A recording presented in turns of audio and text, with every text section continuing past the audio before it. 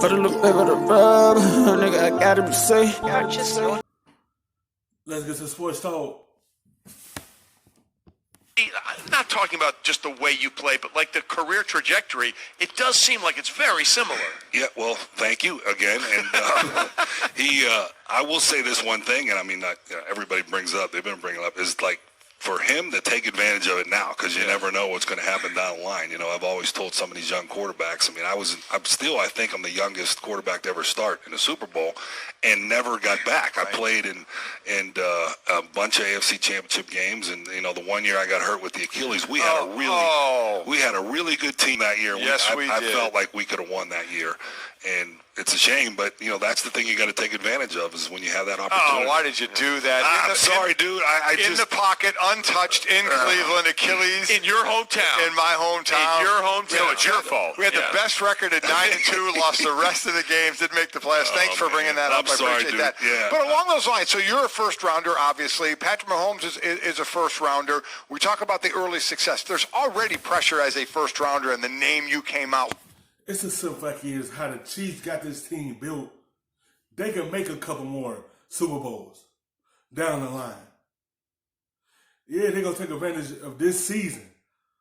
Because they in it right now playing in it, but they can make it back there because the talent that they have around Patrick Mahomes, the skill guy that they have around, the type of team they built around him to help him get back there. And long as he have Andy Reid right there coaching him and his team, they could get back there. Like, they're going to continue getting better on the other side of the football. So this team could continue to be able to compete for championships. Like, you don't know how it could happen down the line, but this team is built to get back there a few more times. And all that.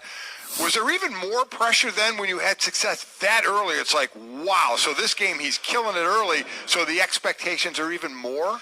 I think in some ways it kind of takes the pressure off because, you know, I think because you've already proven you could do it. Your teammates know you can do it. You've won big games before. Now you're in the Super Bowl with a chance, you know, to win the championship. And for him in the future, everybody already knows, hey, I'm capable of doing this. You know, I've already done it. I mean, I've come from behind 24 down in playoff games. All those things he has in his memory bank and people have in their memory bank, you know, about him and his teammates and the players are going to believe in him because of that. Well, along those lines, how many times do you think teams are beaten before they even take the field thinking about that stuff instead of just reacting and playing the game?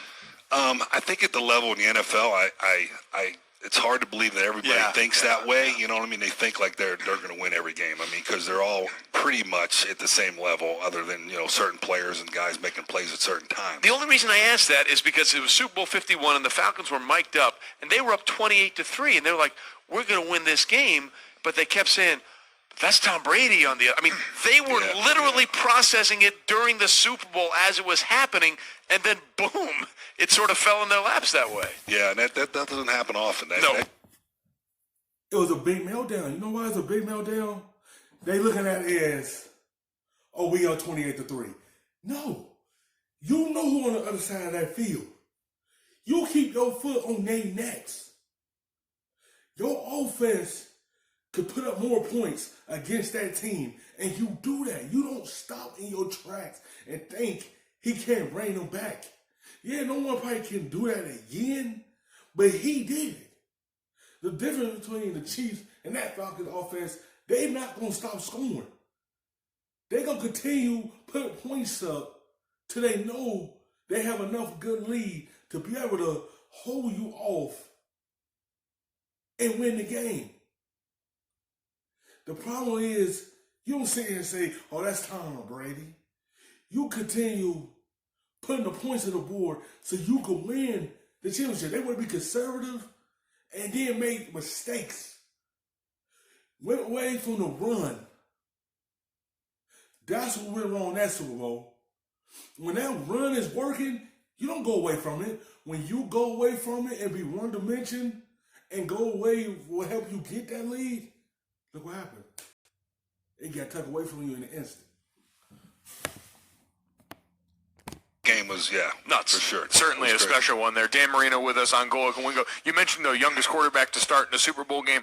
What were the emotions like leading up to that as someone, and maybe you don't know any better at that point, but what was it like for you leading into the biggest game of your life? I think you just said it. Maybe you don't know that, you don't know any better at the time. I mean, we were just winning. We were playing great football, and I expected to be there. I expected to be in the Super Bowl that year because of the way we were playing.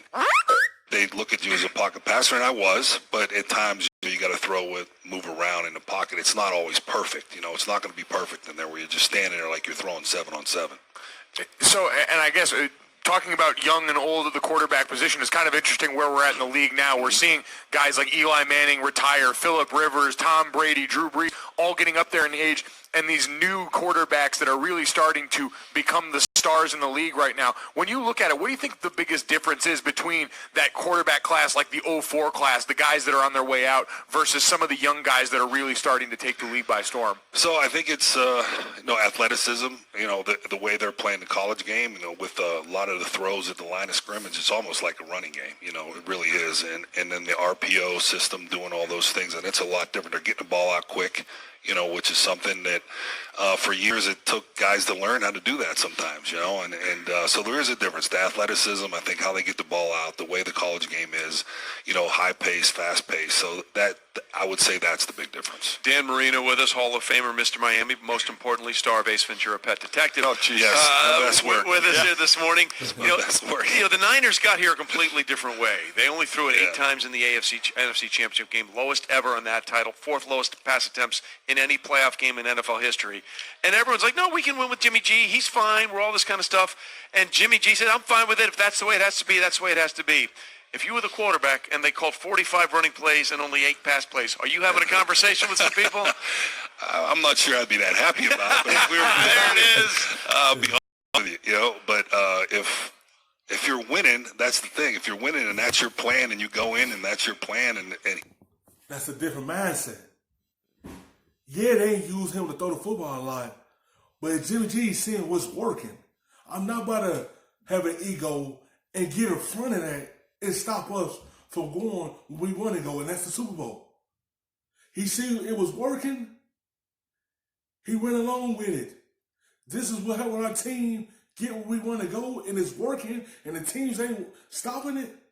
Why get mad at my coach and say, I want to throw the football more? I want to be involved with this a lot more to help this team get to the Super Bowl. I want to show everyone I could do this. He ain't had that mindset. This is working. Keep doing it. Keep doing it. We ain't gonna go away from it. It's working. It's working. Let's keep the pace going. He don't have an ego. That's the difference. When you know something there is working and you're willing to take a little back seat and see it is working, why go away from it? That's the mindset you look at. It's working in 2 games. And look at what happened when it worked in them 2 games. Look where we at now. he knows what the plan is. The defense knows what the plan is, and you win that way. I think in this game they're going to have to throw more than 8 times to win this game. So, I mean, they're going to rely on him a lot, believe me. So as we see the Super Bowl get ready to go, we also see, as Mike mentioned, this class of quarterbacks and guys that are a little older. You retired at, what, 38 years old? You know, the Eli's, the Phillip Rivers, Drew's still playing, Tom Brady's still playing.